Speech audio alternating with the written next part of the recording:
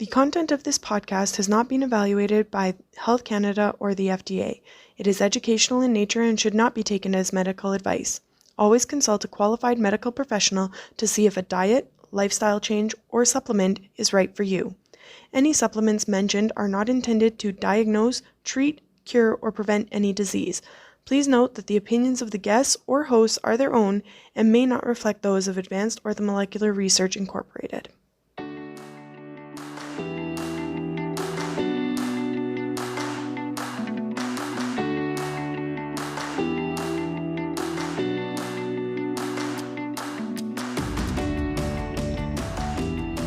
Welcome to Supplementing Health, a podcast presented by Advanced Orthomolecular Research. We are all about applying evidence-based and effective dietary, lifestyle, and natural health product strategies for your optimal health. In each episode, we will feature very engaging clinicians and experts from the world of functional and naturopathic medicine to help achieve our mission to empower people to live their best lives naturally. Thanks for tuning in to Supplementing Health. Building and maintaining bone mineral density through nutrition is an important consideration at all ages. Today I'm joined by Carrie Bonfitto, board-certified nutrition consultant, cooking instructor, and speaker to explore some of the foods we should be incorporating into our diet at all ages to support bone development and maintenance. Welcome, Carrie. Thanks for joining me today. Thanks for having me. So bone density changes over time, and up until our late 20s, our bones are constantly growing. However, after that point, we may start to experience more bone loss than we do growth. At what stage of life would you recommend people really start consciously eating to support their bone health? Right. People often think that bone loss happens when we get old, but it's really a slow process, and it can depend on different risk factors that you might have for bone density loss. But actually, I think that people of all ages should be considering bone health. We know that people who have higher peak bone mass when they reach that 20 years old that you mentioned have a lower risk of osteoporosis, which means that we need to be feeding our kids to support bone health from day one. However, that being said, it's really important, especially for women, to start supporting our bones during perimenopause, which is a process that can take about 10 years. It usually starts around our 40s. And people don't realize that what's happening is our estrogen is dropping. And estrogen actually helps with calcium absorption. And this hormone starts to dip during this phase of life. And so that means we need to be consuming more calcium in order to maintain our levels. Men's estrogen levels also decline as they age, and so they need to be taking calcium as well. And does testosterone also have a similar effect for men as well, or is it just their estrogen levels? Testosterone will start to decline, but it's the estrogen that's the most important hormone for calcium absorption. Okay. And so beyond calcium, what other nutrients are really important to maintaining that bone mineral density? We know we need vitamin D3, which really helps to calcium to absorb as well. Magnesium is a super important cofactor for calcium. Calcium and magnesium kind of work together in the body. And we need silica. Silica, along with magnesium, help to turn calcium into a form that the bones can actually use. So that's really important. Vitamin K2 can also really be important because it helps to guide calcium into the bones and the teeth and remove calcium deposits from our arteries, right? So you might have heard of calcification of the arteries, and that's when calcium is building up.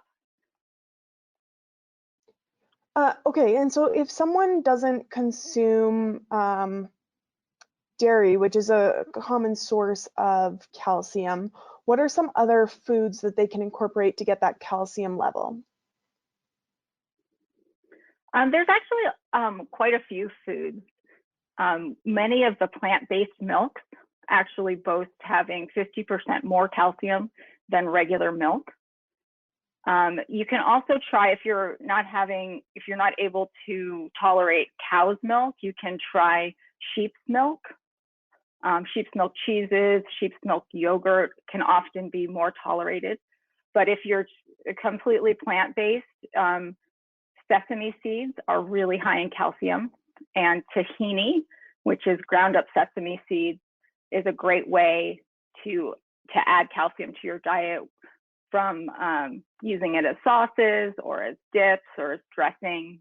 I even have a really nice a recipe for gluten-free bread that uses tahini as a binder. Oh, yum. So for some of those other nutrients like vitamin K2, are they often in dietary sources with calcium, or do you have to get different items together to get that kind of full mineral profile that we're looking for? Well, K2 is definitely in some cheeses. It's in brie. It's also in Gouda. So those are two cheeses that are super high in K2.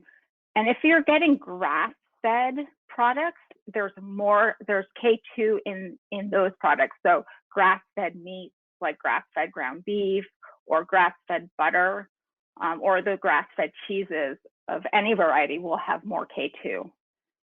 You can also get a little bit of K2 from like egg yolks and fermented foods like fermented sauerkraut has a lot of K2. So then, are there dietary changes between the way we should be feeding our bones as they're still growing, so like childhood through to early adulthood, versus when we start to have that more deterioration after our 20s? So it's really in the amount of calcium that we need, right? We still need all of the cofactors. You know, we need the magnesium, the K2, the silica. We even need boron, and things like collagen, which I didn't mention before, and the vitamin D throughout our lives. And what happens is once you need the most actually in childhood, and then when you reach that age of 20, you can kind of taper off the calcium a little bit until your 40s or your 50s, and then it starts creeping up as we age even more. Okay. And so are there foods then that are detrimental to bone density? Because I know like alcohol can leach a lot of those minerals and stuff out of our bones. So are there other foods or things to avoid that could do or have those detrimental effects? Yes, absolutely. So you mentioned alcohol. That can be a big one. Also, too much caffeine. Things like soda that has a lot of caffeine, coffee and tea can also leach calcium.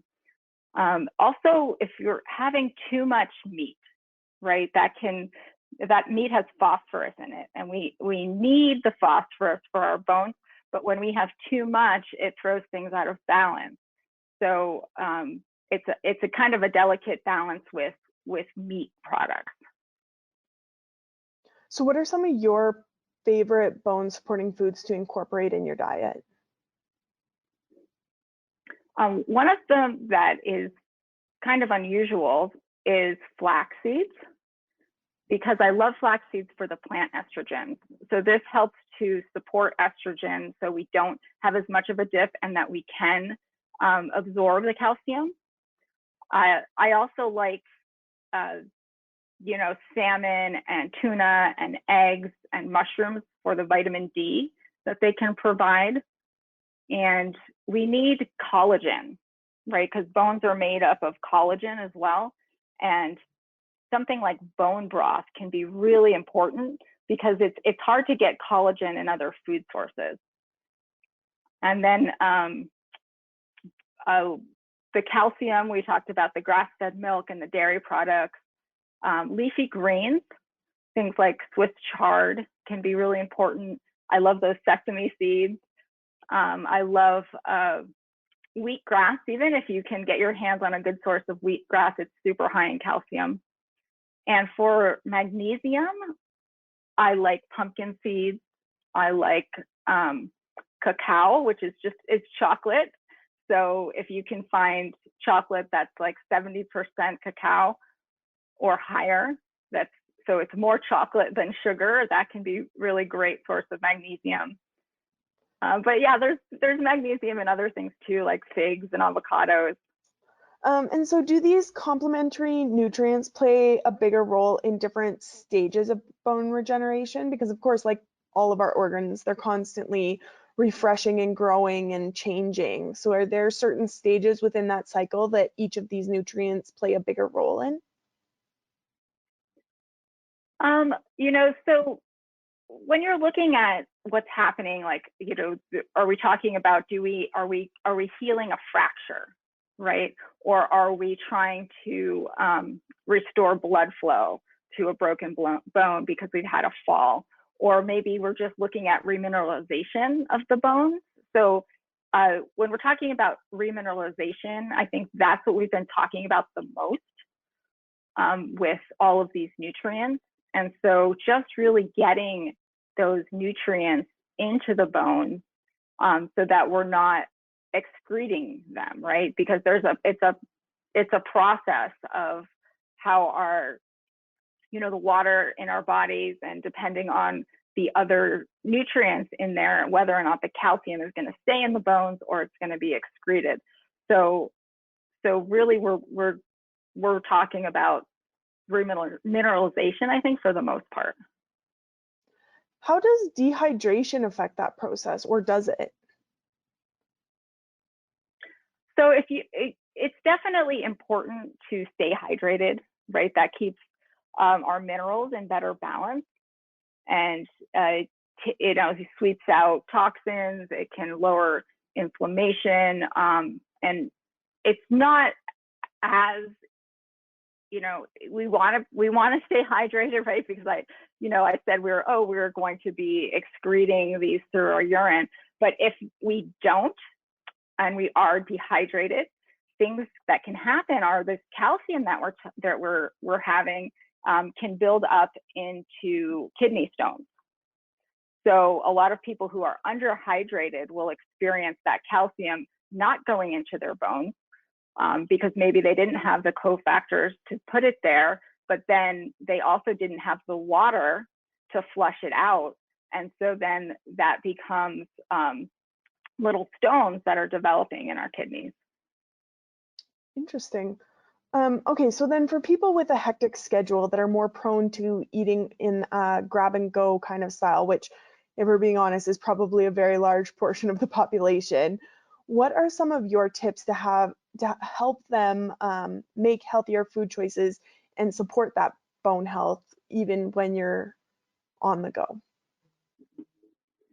Well, if you have just a few minutes to make like a vegetable and protein rich smoothie in the morning, it takes a minute just to like throw some frozen cauliflower and some berries and some yogurt in a blender and take that with you on your commute. That's a really great start. But if that's even too much for you, you can just look for restaurants around you that are Mediterranean. So someplace that you can get some nice hummus, which has got that tahini. We were talking about those sesame seeds that are high in calcium as one of the ingredients in the hummus. And tabbouleh salad, which is parsley, which is really high in calcium, which is great.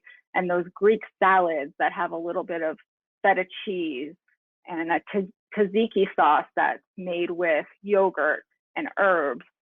And they even have leafy greens in the form of stuffed grape leaves.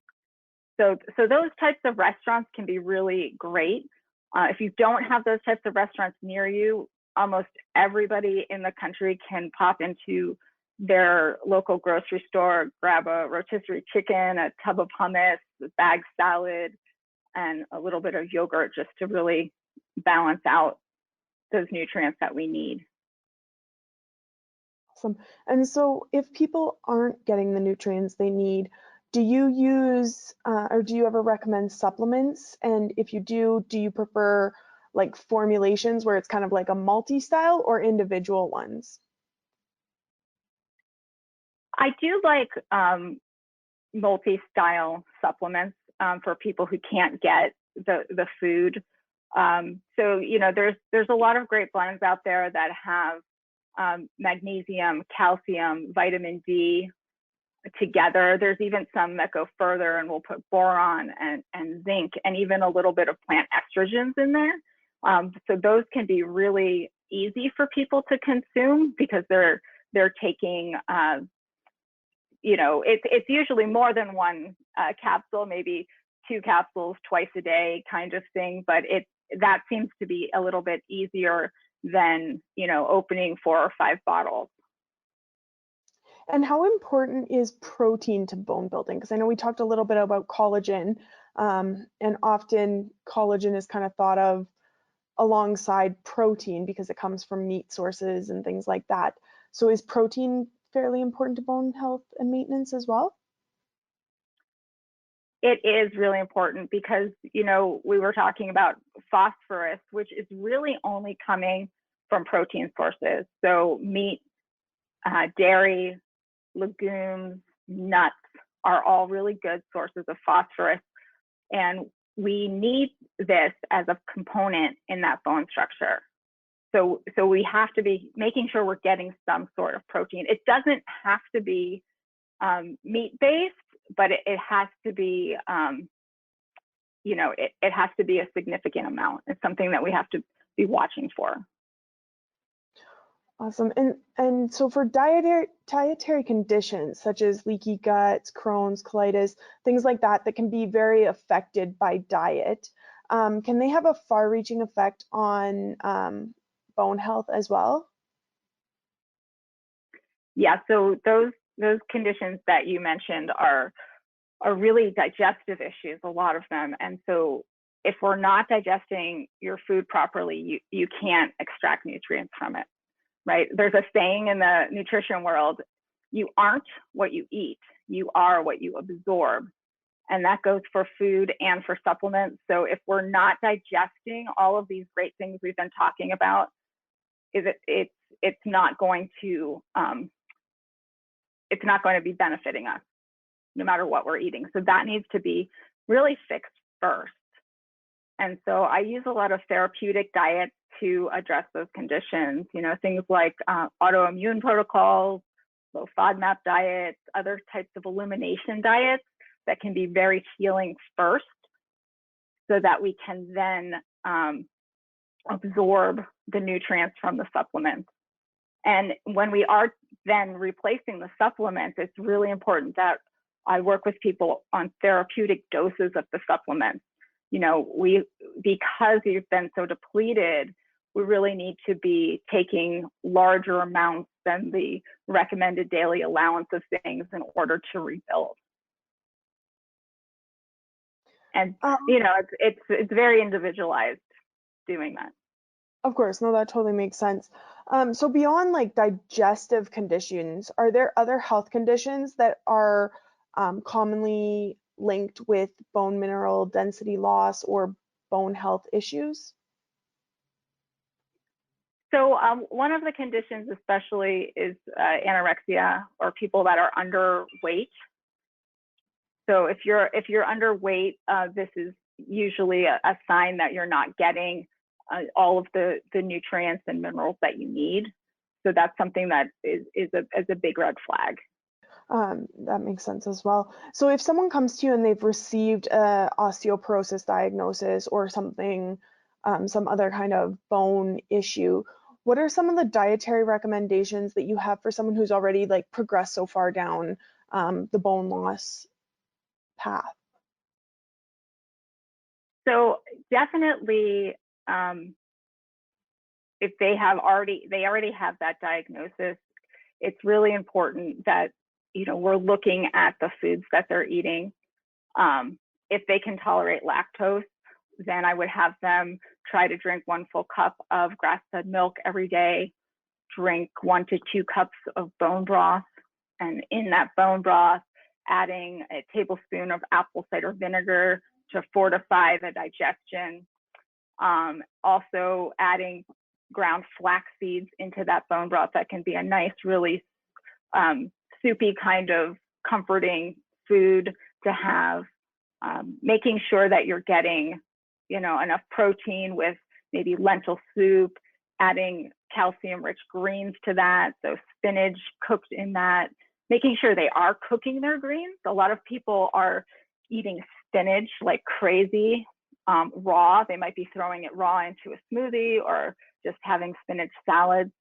And that there's compounds in the spinach that make it hard to digest the calcium and to absorb the calcium. And so we want to make sure that we're really, if you've got that diagnosis, that you're cooking your leafy greens and you're not eating them raw. Making sure beet greens are being cooked, spinach is being cooked. Lettuces are usually okay.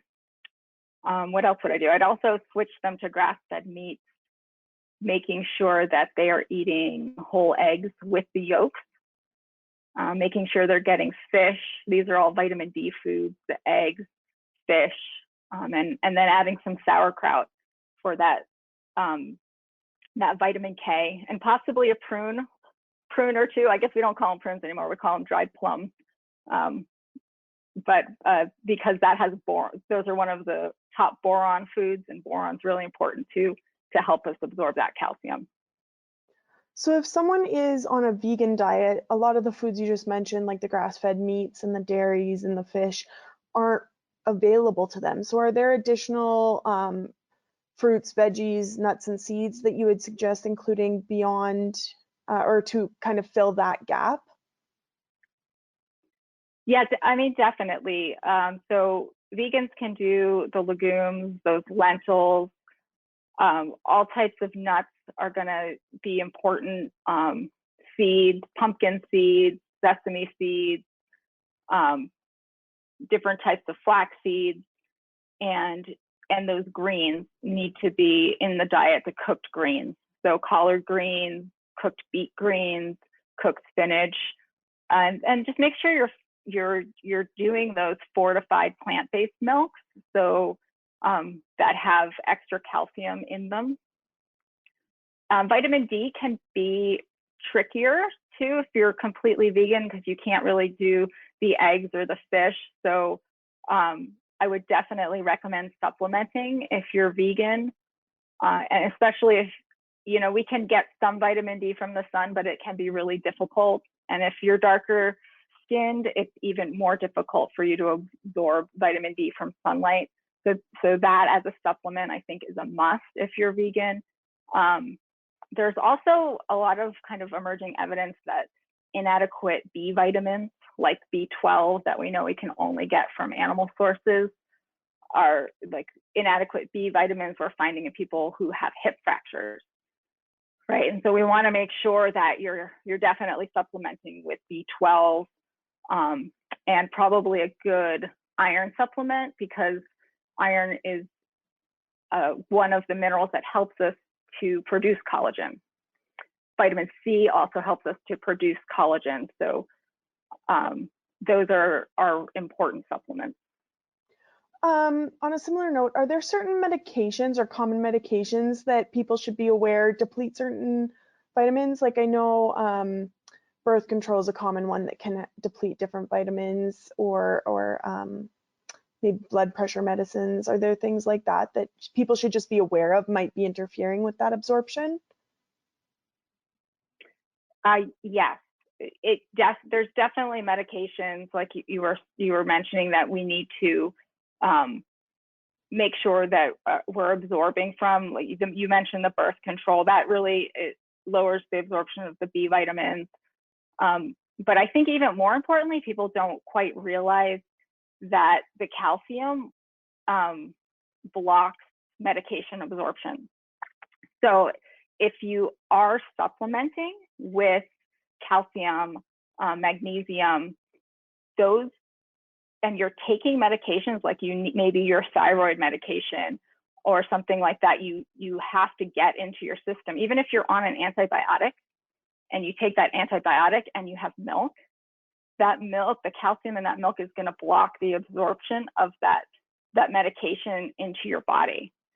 So it's really important to separate having the medications with having those mineral supplements. So I often will tell clients that you need to make sure that you're taking your minerals, your calcium, and your magnesium at night for the best absorption, so that when you're taking those medications that you're supposed to be taking first thing in the morning when you wake up, that you're actually getting that medication into your system. It's interesting. I haven't ever thought of it from that angle. Yes, especially as, there's so many people on thyroid medication and they're like taking calcium and thyroid medication together. It's basically negating the thyroid medication. And other foods will do that as well, right? So wheat bran, if you look at wheat bran, so something like shredded wheat cereal, which is 100% wheat bran, and you have a nice cup of milk on top of that, the wheat bran is going to block the absorption of the calcium. So you can't count that calcium from that cup of milk in your daily milligrams of calcium, because your body's not absorbing it because you ate it with wheat bran. Interesting. So through your company, Two Hearts, you offer cooking classes.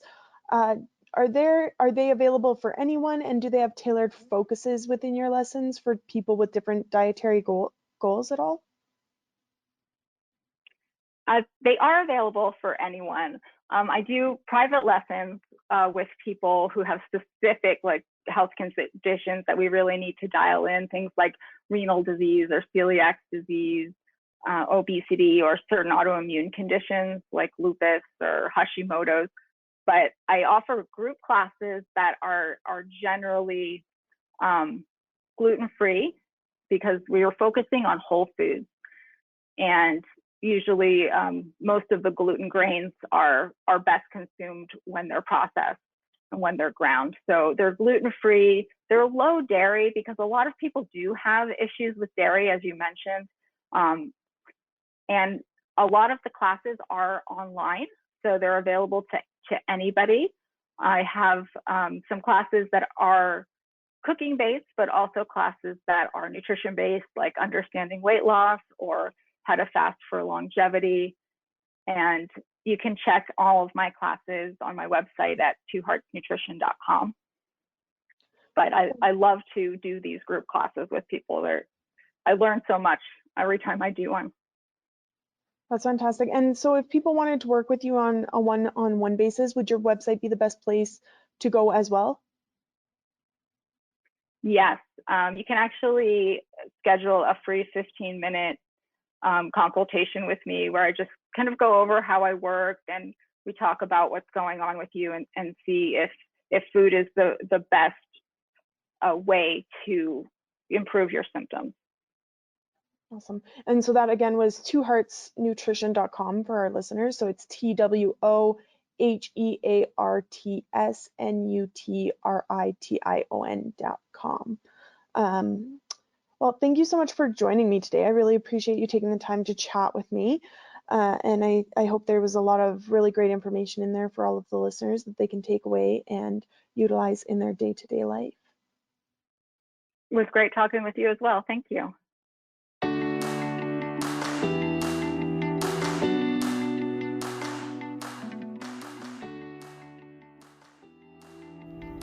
Thank you for listening to Supplementing Health. For more information about our guests, past shows, and future topics, please visit aor.ca/podcast or aor.us/podcast.